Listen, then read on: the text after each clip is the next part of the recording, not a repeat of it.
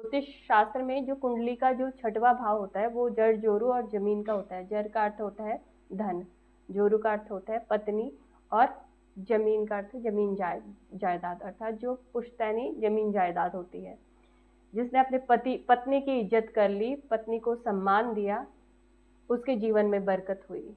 जिसने धन कमाया, धन को अच्छे से अनैतिक रूप से नहीं कमाया, नैतिक रूप से जिसने धन कमाया और उसको अच्छे से खर्च किया, फिजूल खर्ची नहीं की, उसके धन में बरकत हुई।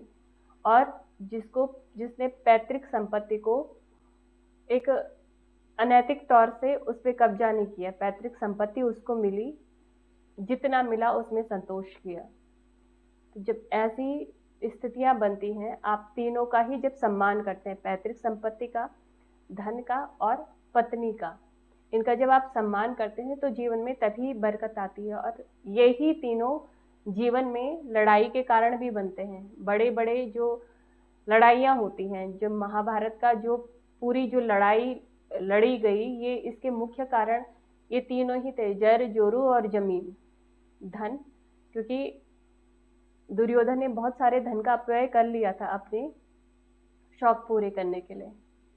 उसने द्रौपदी का सम्मान नहीं किया, उसने भरी सभा में अपने भाई के द्वारा द्रौपदी का अपमान करवाया। घर की जो पुत्र वधू थी उसका उसने अपमान कराया, मान नहीं रखा। और पैतृक संपत्ति को समान रूप से न बांट करके खुद खाने का ठाना। यही फिर एक तरह से युद्ध का कारण बना। श्री कृष्ण चाहते तो कुछ भी कर सकते थे, वो पांडवों को अपनी तरफ से भी उनको भूमि दे सकते थे, लेकिन उन्होंने ये कहा ये धर्म युद्ध होगा, ये तुम्हारे साथ अधर्म हो रहा है। तो जब हम पैतृक संपत्ति पे खुद ही खाने का सोचते हैं, अकेले रहने का सोचते हैं, भाई के हिस्से में भी खुद ही हम हिस्सेदारी ले लेते हैं, ये सोचते हैं ये पूरा हमारे लिए है।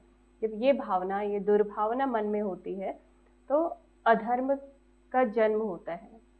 यही धर्म और अधर्म की लड़ाई महाभारत में लड़ी गई। यही श्री कृष्ण ने गीता में अर्जुन को ज्ञान दिया कि ये गलत है, जो तुम्हारे साथ हो रहा है ये गलत है। इसको जो पांडव थे वो पराक्रमी थे, वो और भूमि जीत करके, युद्ध भूमि में बहुत सारे राज्यों को जीत करके वो वहां रह सकते थे, उनमें पूर्ण शक्ति थी। लेकिन श्री कृष्ण भगवान ने कहा कि तुम्हारे हिस्से का तुम्हारी जो पैतृक संपत्ति है उस पर तुम्हारा अधिकार है और तुम उसको ऐसे ही व्यर्थ में नहीं गंवा सकते, तुम्हें उसको लेने